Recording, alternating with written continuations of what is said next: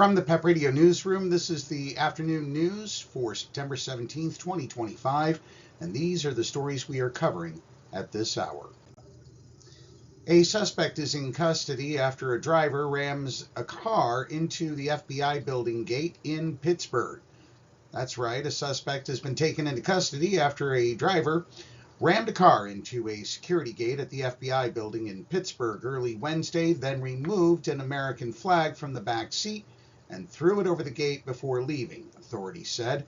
FBI spokesperson Bradford Eric said the man was taken into custody after 10 a.m. No other details were immediately available. The car crashed into the gate at about 2:40 a.m., the FBI said. Investigators, including a bomb squad, were called to the scene. No explosives were found, the FBI said.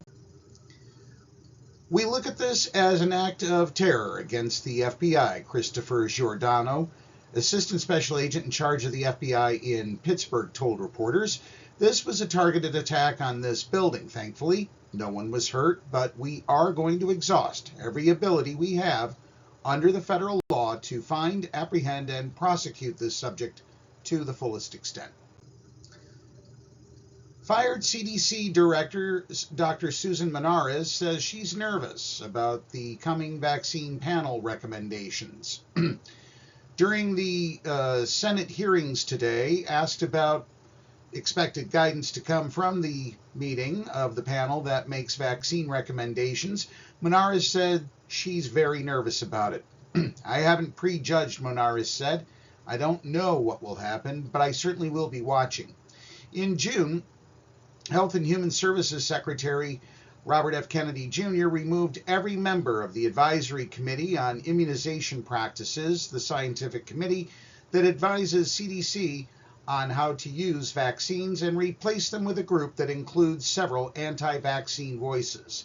Their votes are expected this week on whether to change recommendations on shots against COVID-19, hepatitis B, and chickenpox.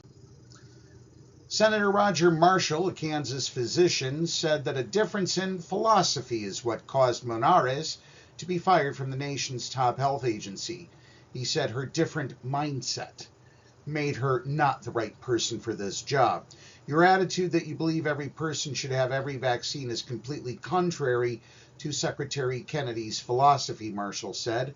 Monarez responded that she will stand behind scientific integrity with every decision I ever make, and that health decisions about vaccines for children and adults should be made to support the best decision of our children and others.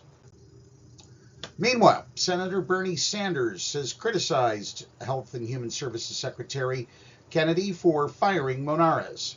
Dr. Monarez was fired because she refused to act as a rubber stamp to implement Secretary Kennedy's dangerous agenda to substantially limit the use of safe and effective vaccines that would endanger the life of the American people and people across the world, said Sanders. Kennedy has denied accusations by Monarez that he ordered rubber stamp vaccine recommendations. Turning to other news, Republican leaders say that Democrats will be responsible if the government shuts down. Senate Majority Leader John Thune said Republicans simply want to continue the status quo when the new budget year begins October 1st. Democrats have a choice to make. They can work with Republicans to pass this clean, short-term, nonpartisan measure to fund the government while we continue work on the 2026 appropriations bills, or they can shut down the government with all that will mean for the American people. Democrats say millions of Americans will lose health care coverage if the spending bill doesn't extend the enhanced tax credits that makes insurance affordable. Now, Republicans need 60 votes in the Senate to pass the short-term budget extension, and they're trying to insert unrelated matters into the middle of a clean government extension, and I don't think that's going to work, House Speaker Mike Johnson said on CNBC.